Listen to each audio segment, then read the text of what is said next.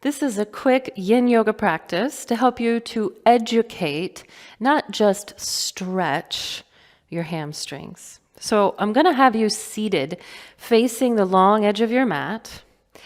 Crisscross applesauce or sukhasana pose, so ankles crossed, unless you need to have a different position for your legs. It's totally fine. Go ahead and do that if you need. And sit up nice and tall, reaching your crown up to the sky. Shrug your shoulders up and back and down. Let the elbows just hang down from the shoulder joints. And then keeping the feeling of being upright and confident, but release the tension that's associated with sitting up so tall. So keep the attitude, but not the tension. If it's okay, close your eyes. Start to notice your breath here.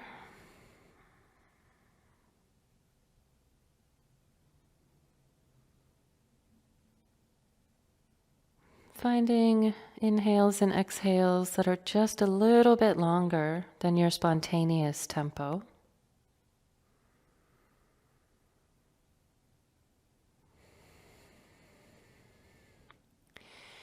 And the next time you breathe out, allow your pelvis to tilt back. So you're finding actually a little bit of a rounded, hunched position. And as you inhale, tilt your pelvis forward. So now you're lifting your heart, just slightly arching your back.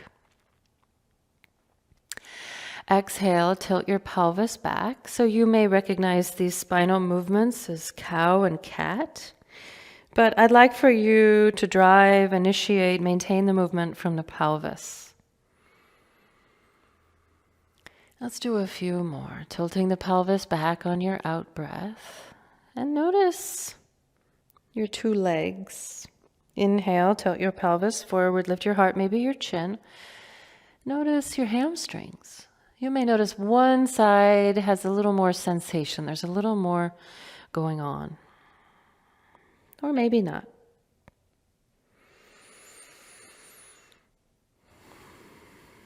Let's do one more. So we're going to tilt the pelvis back, kind of round over. And then inhale, tilt the pelvis forward, lift up. And this time, when you tilt the pelvis back, and you're kind of rounded, I'm going to have you stay for a moment. And then lean to the right and send your left leg out to the left. So it's going to be up against the corner of your mat. And bring the sole of the right foot all the way up to touch the inner left thigh or knee. And bring your fingertips to either side of the left leg, just framing that extended left leg. Hands can be pretty close to the body. They don't need to be super far away right now. And then again, on your out, tilt your pelvis back. And on your in, tilt your pelvis forward. The whole time turned toward that left foot, tilting the pelvis back. And begin to have an experience of these left side hamstrings. A lot of times when we talk about the hamstrings, people think we're talking about, the hamstrings, the right hamstrings and the left hamstrings. But actually, you have 3 hamstrings muscles for each leg. And sometimes we can even think about maybe having a 4th, the adductor longus. Really long muscle, which helps to draw your thigh inward, also can work synergistically with the hamstrings. So sometimes we think of it almost as a 4th hamstring. Let's do 2 more. Tilting the pelvis back, rounding, just feeling the back of that left thigh, maybe the inner thigh. Tilting your pelvis forward, experiencing the back of the thigh, the inner thigh. Let's just do 1 more.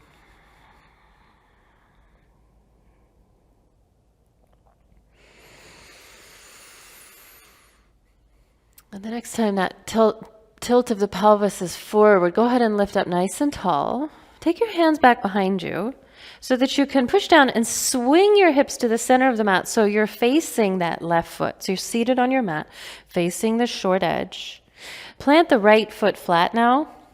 And then hold on to that thigh to help you roll all the way back onto your back. And then go ahead and plant that right foot once again, now that it's helped us come all the way to the back. Bring your left heel a little bit wider on your mat, so it's on that left back corner of your mat. Arms in any position. And start to turn your left toes up and then turn them in so they point to the right. And then allow the thigh to rotate, to turn the toes back up and then out. And try not to think so much about stretching your hamstrings right now. Rather, think about observing your hamstrings on your left. Whatever is happening there.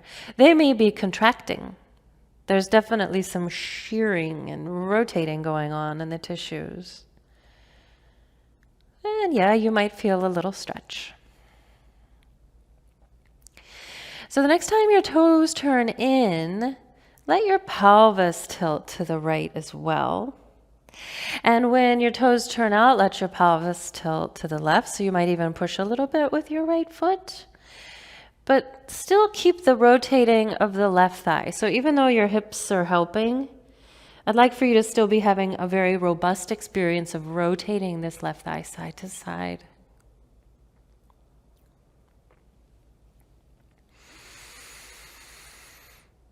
Let's do one more of each, please.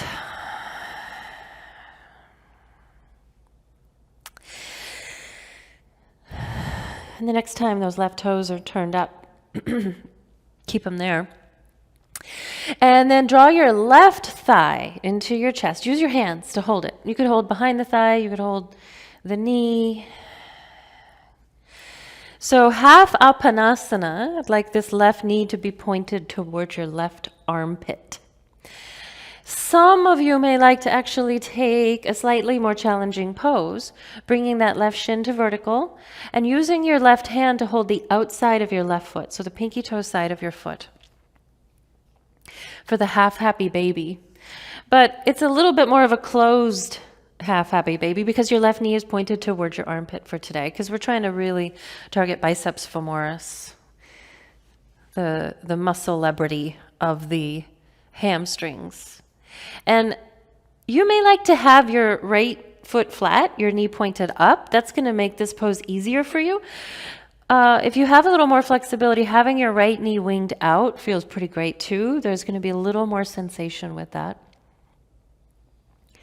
And rather than thinking about stretching your hamstrings here on the left, how's about we just observe whatever is happening?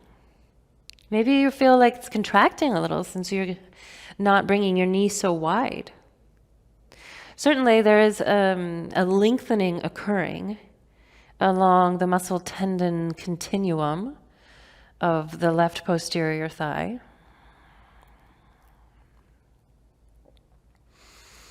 Let's take 2 more breaths, keeping that knee in, and maybe it feels like a little bit of effort. That's okay. This is how we teach the hamstrings. And then if your right knee was winged out, go ahead and put your right foot flat. Cross your left ankle over the front of your right thigh for a figure 4 shape. Just hold here. Plant the right foot firmly on the mat. Lift your hips away from the floor and shift them to the left. And then draw that figure 4 shape up towards your chest before you drop the shape to the right. So now the figure 4 is off to the right. You'll open up your heart to the sky, reach your left arm out, and I personally like to hold my left ankle in my right hand because I can reach. But if you can't reach, it's okay. You don't need to hold that ankle. And let's take a little time here in this twisted pigeon pose. As you breathe in and out, observe the back of the left thigh again.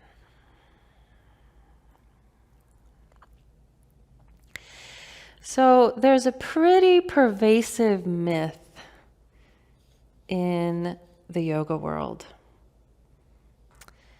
And that myth is that if you stretch your hamstrings, or any muscle for that matter, it will lengthen and become more flexible. So, as a yin teacher, I often hear from people saying, can you give me some stretches for my hamstrings because they're really tight and painful. They cause pain in XYZ place. And I refuse. I refuse. Because we don't have any evidence, any data at all to show that holding a muscle, or more accurately, a muscle tendon unit, in a static stretch like this one, will adaptively lengthen the tissues. So what that's saying in English is that stretching, holding a static stretch, will not make your muscle longer.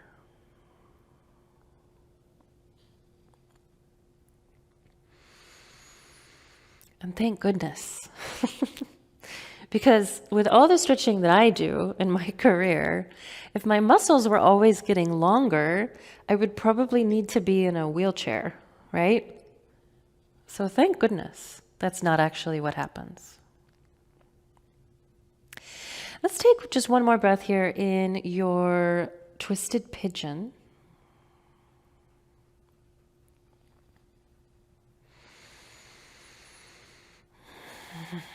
And then please roll over onto your right side and just stack your left thigh on top of your right thigh. Just hold it for just a moment on your side. And then roll into your hands and rise all the way up to your seat again. All the way up to your seat. And once again, in your Sukhasana, facing the same long edge of your mat that you were facing before. Shrug those shoulders up, back, and down. Reach your crown up for the sky, and then exhale. So keep the attitude of uprightness without the tension. Maybe close the eyes, take a couple of breaths, and notice any differences that you're already feeling between the left hamstrings and the right hamstrings.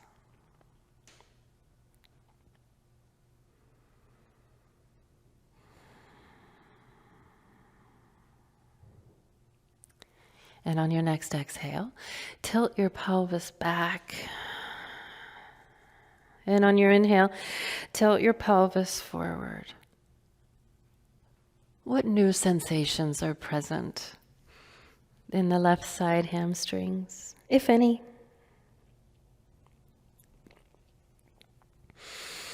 So the experience of the hamstrings is quite dynamic. That's what I was hoping to show you here by allowing you to feel these various stages of learning, of educating the posterior thigh. Let's do one more. So you tilt your pelvis back and you tilt your pelvis forward. And next time you're tilted back again, you're going to stay. Lean to the left to send your right heel out to the corner of your mat. And then you're going to turn toward that extended right leg and bring the sole of your left foot towards your inner right thigh. And bring your fingertips to the floor to frame this right leg. Turn your heart towards your foot. Tilt your pelvis back. Tilt your pelvis forward. So we're not folding into the Janya Shirshasana right now. We're just experimenting, tilting.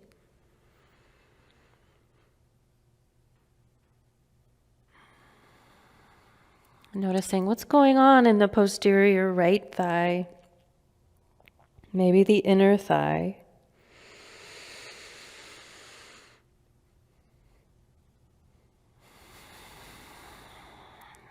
Let's just do one more, tilting back and tilting forward.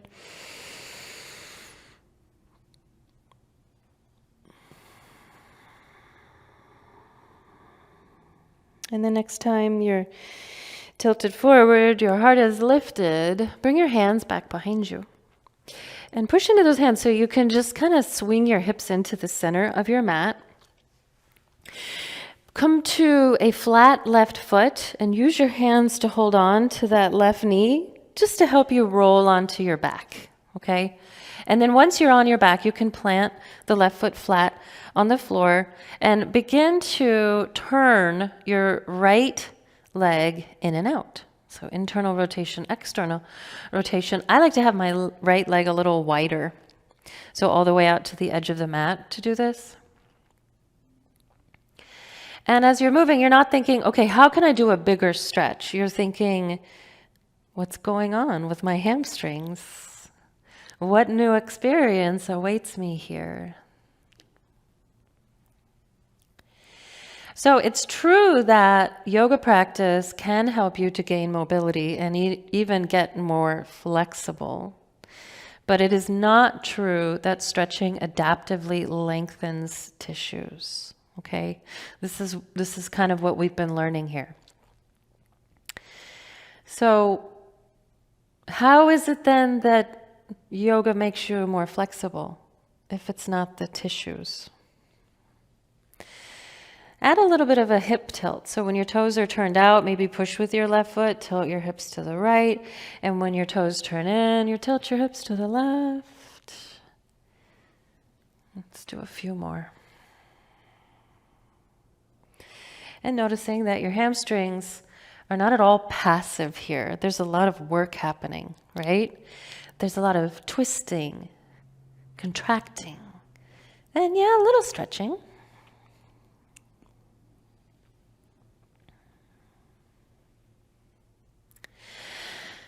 Okay, next time those right toes are turned up, you're going to keep them. Your left foot is flat, knee pointed up. And then take your right knee into your chest and hold it nice and tight. And point the right knee towards your right armpit. So for some, this is the pose, the half apanasana. And for some, half happy baby is the pose. So bring that shin to vertical. Use your right hand to hold the pinky toe side of the foot. And then keep the knee looking toward the armpit if you can. We're not going to bring it so wide. Left foot flat, kneecap looking up makes this the easiest. If you want a little bit more intensity, walk that left foot into the midline before you open the thigh up, out to the left. And holding this right leg with just a little adduction is going to make sure that the hamstrings are contracting a little bit even as they're lengthening. This is an eccentric contraction, and it's a big part of the mobility puzzle. So even though you may not be having the most fun here, and because you probably like to be relaxing, you're in a yin class, right? I want you to know that this is how flexibility is created. It's something a little more active, a little more engaged than just holding a static stretch. Let's take one more breath in your half happy baby or half apanasana.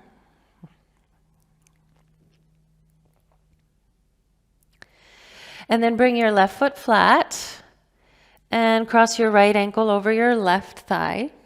Just hold for a moment. And then push down into your left foot, lift your hips and shift them over to the right before you draw this figure four shape up towards your chest. And then drop the figure four shape over to the left for your twisted pigeon. Allow your heart to open up to the sky. Reach your right arm out to the right and breathe and feel and experience. So I'm a big science geek. I really, really enjoy science having to do with fascia, with neuroscience.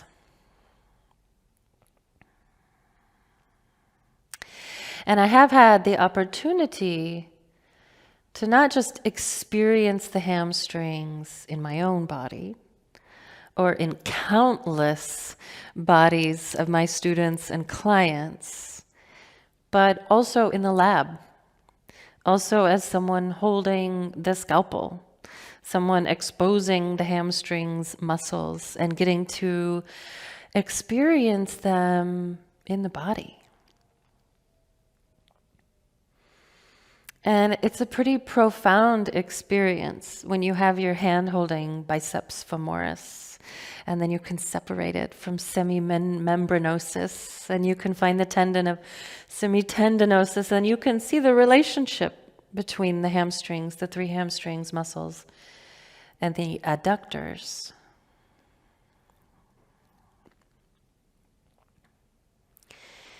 But I think the most profound thing about it is when you realize that the hamstrings aren't making any decisions. They're just meat. Something else animates those hamstrings.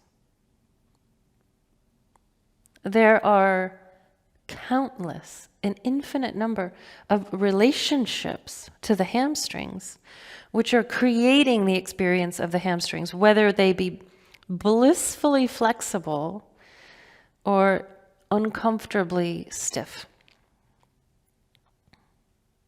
It turns out that the primary driver of mobility, flexibility, is not your muscles or even your fascia, but your nervous systems.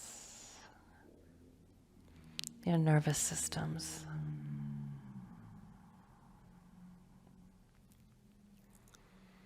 Let's take one more breath, please.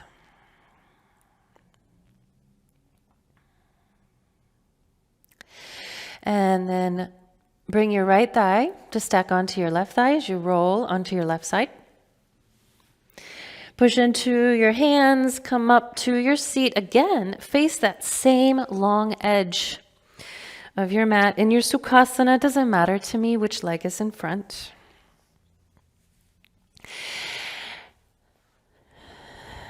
Reach the crown up.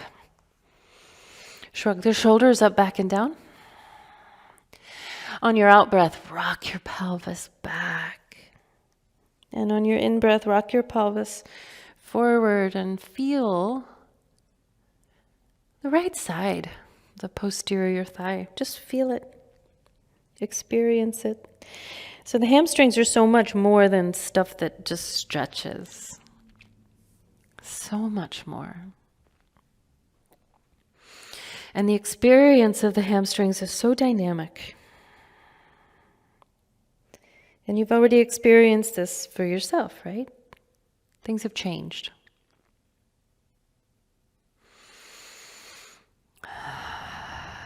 Let's just do a couple more of these. And next time you're tilted back, you'll stay. And lean to the right to send your left heel out again to that left corner of your mat. Bring the sole of the right foot against the inner left thigh. Fingertips once again frame this left leg. Tilt your pelvis back. Tilt your pelvis forward. Tilt your pelvis back. Point your left toes away from you. Tilt your pelvis forward. Point your left toes back towards your nose. Pointing the toes away from you, plantar flexion. Pointing the toes towards your dorsiflexion. 2 more. Make sure you're spending some time observing your hamstrings as you work with these movements.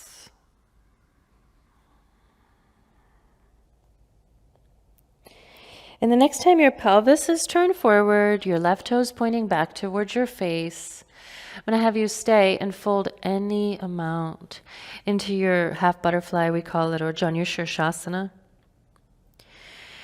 And let me encourage you to not look for the deepest stretch here. So look for a stretch where you feel satisfied, where there's some sensation, but it's still very pleasant for you. Because if the main driver of flexibility is the nervous system, right? And the nervous system's job, its primary job, is to maintain balance, homeostasis, to keep you safe in the world. If you dig in to the most intense stretch, the nervous systems are not going to say, oh, I guess we're stretching this, let's go. Let's just allow it to relax. Rather, the nervous systems will tighten up more, will stiffen more. So to get a little deeper in your stretch, you need to facilitate a deep sense of comfort and safety.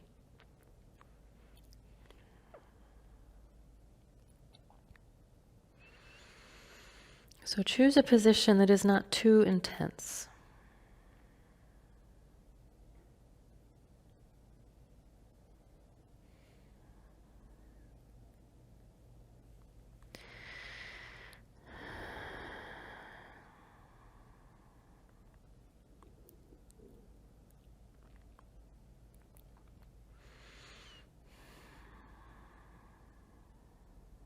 Let's just take one more breath.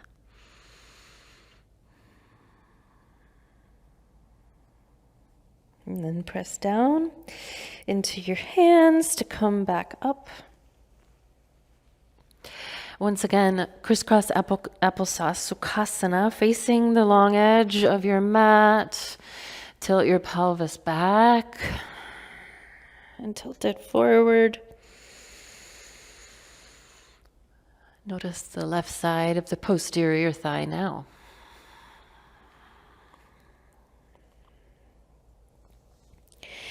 So it turns out that in order to change your hamstrings, your experience of your hamstrings, and maybe even potentially to mitigate pain, which you associate with your hamstrings, the process will take a long time. And it'll be quite a bit different than what you may have been led to believe. Okay, one more tilting pelvis forward, one more tilting pelvis back. Lean left. Send your right heel out to the right corner, sole of the left foot to the inner right thigh. Turn to face your leg, fingertips to the floor, tilt pelvis back. Tilt pelvis forward. Okay, this time tilt pelvis back, point your toes away from you. Tilt pelvis forward, point your toes toward you. But you've already noticed that you can witness and facilitate some pretty profound changes even in a very short practice like the one you're having now. So how are you doing that? So you're facilitating a platform of safety for your nervous system to give you permission to stretch your hamstrings. You're also increasing hydration. That's where fascia comes in.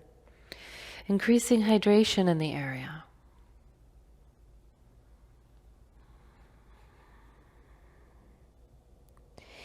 And then, of course, there's the component of neural drive. We do see in the research that stretching does appear to be analgesic. In other words, it has a pain relieving capacity. Next time your pelvis is tilted forward, your toes are pointed towards your face, stay. And then fold any amount. So, a pain relieving effect. Is it because of increased blood flow? Maybe increased hydration? That could be. It could also be that there are some changes locally, so in the nerves of the area, but we actually think that the changes might be more central nervous system. So even in the spinal cord. So basically, the nervous system has been receiving messages of safety and is also sending messages of safety through these neurochemicals, neurotransmitters. So as you're holding here in your half butterfly or Janu Shirshasana, remember, it does not need to be a deep stretch for you to change the experience of your hamstrings. It does not. In fact, that's probably going to be counterproductive for you.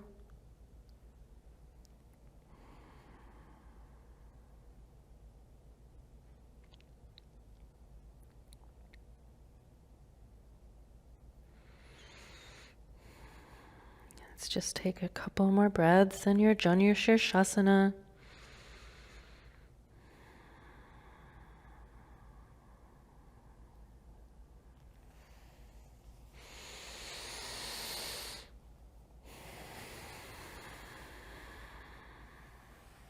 And then use your hands. Push down into your hands to rise up. Sit tall once again. Face the long edge of your mat. And this time, instead of Sukhasana, press the soles of your feet together. And instead of rocking forward and back on your pelvis, rock side to side on your pelvis.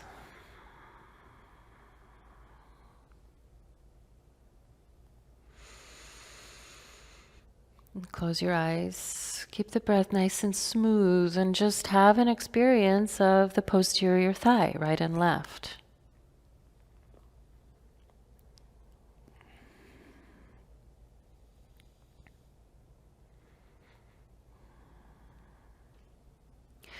And start to add a little bit of a forward sweeping to your side to side.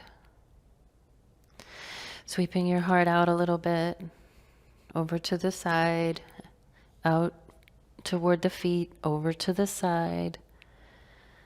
A couple more.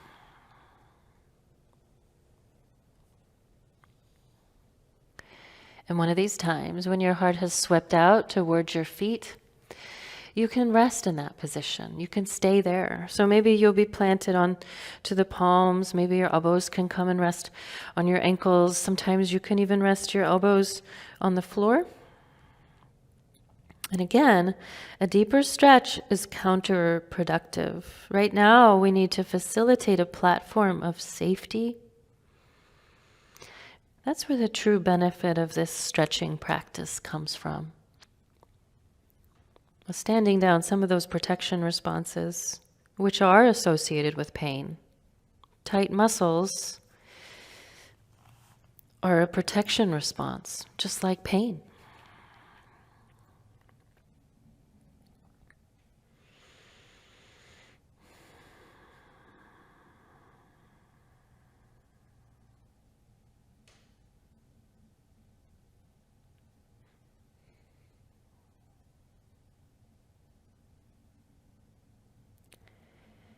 Let's just take a couple more breaths.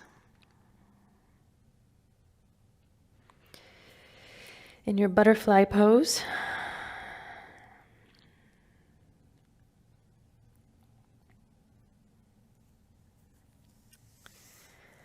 And then press down into your hands to come up. Sit up tall. Maybe close the eyes.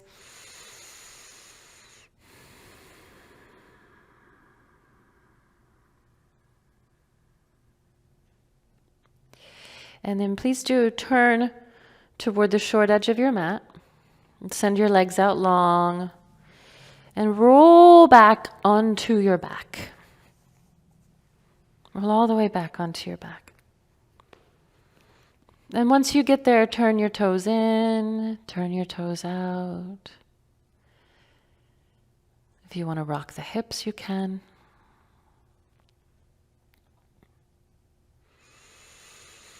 One more experience of the posterior thigh, turning toes in, turning toes out. And then allow the legs to just fall into the most comfortable position, what feels passive. Let the arms rest out to the sides a bit with the palms faced up.